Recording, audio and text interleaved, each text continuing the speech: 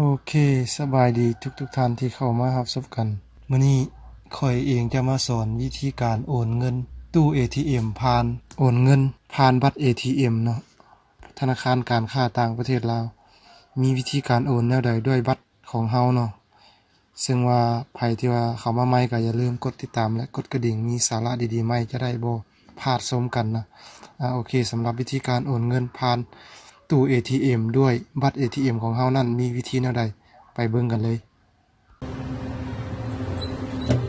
โอเคเนาะให้เลือกใส่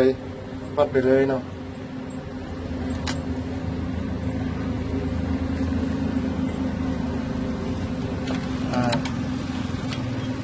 โอเคหลังจากนั้นก็ให้เลือกภาษาที่ท่านต้องการเนาะให้เลือกภาษาลาวเนาะซึ่งจากนั้นก็ใส่พาสเวิร์ดเนาะรหัสเนาะ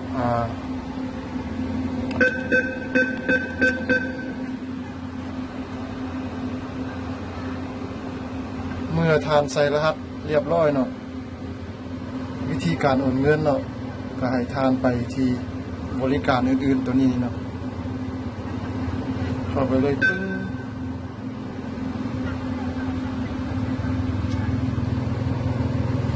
หลังจากนั้นมันจะมี2เมนูให้เลือกเนาะอันหนึ่งสำหรับ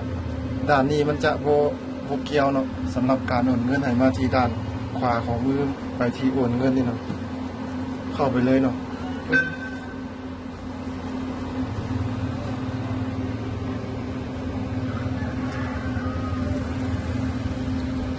หลังจากมาในหน้านี้เนาะให้ทานเลือกกดเลขบัญชีของทานที่ทานต้องการโอนเนาะทีนี้ข่อยจะเบิ่งเลขบัญชีของข่อยเนาะข่อยจะกดเลขบัญชีเนาะ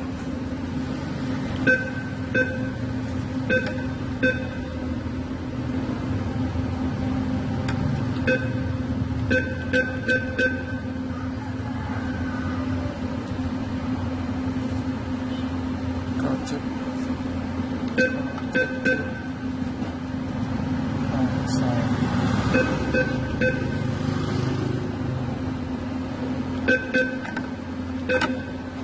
หลังจากทานใส่เลขบัญชีสำเร็จเนาะ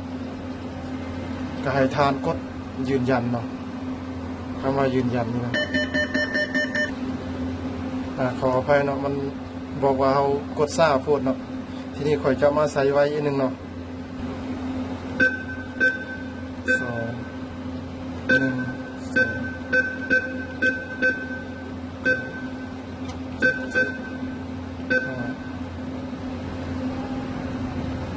5 6 3 0 0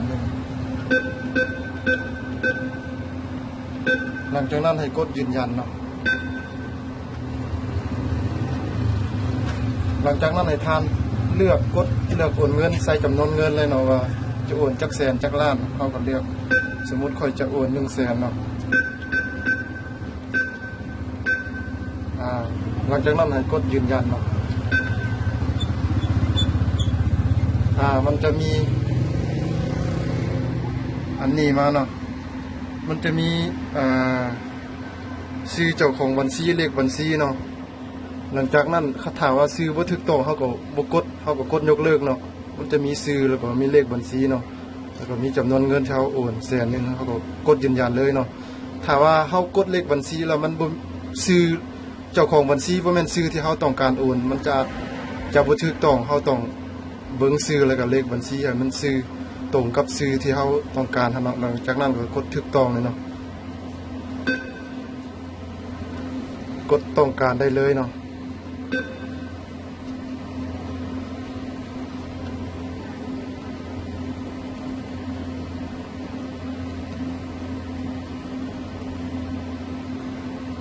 หลังจากนั้นมันจะบอกว่าการโอนเงินของทานได้สำเร็จแล้วตัวนี้เนาะมันจะเตือนออกมาทานต้องการบริการอื่นบ่ถ้าเขาบ่ต้องการหยังมันก็จะ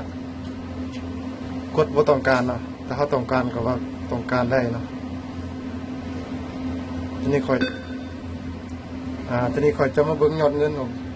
องค่อยว่ามันได้บ่เนาะ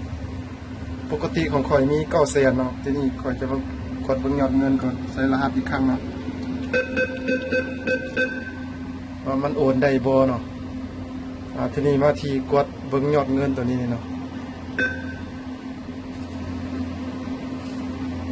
อันนี้มันจะถามว่าต้องการบินบ่เนาะเฮาจะบ่ต้องการบินก็ได้เนาะเราจะเบิ่งในตู้นี้เลยเนาะเงินของข่อยมันมี900,000เนาะแต่เดี๋ยวนี้มันมี800,000เนาะถือว่าโอเคเนาะการโอนเงินครั้งนี้ได้สำเร็จเนาะหลังจากนั้นก็มาที่บ่ต้องการเนาะแล้วก็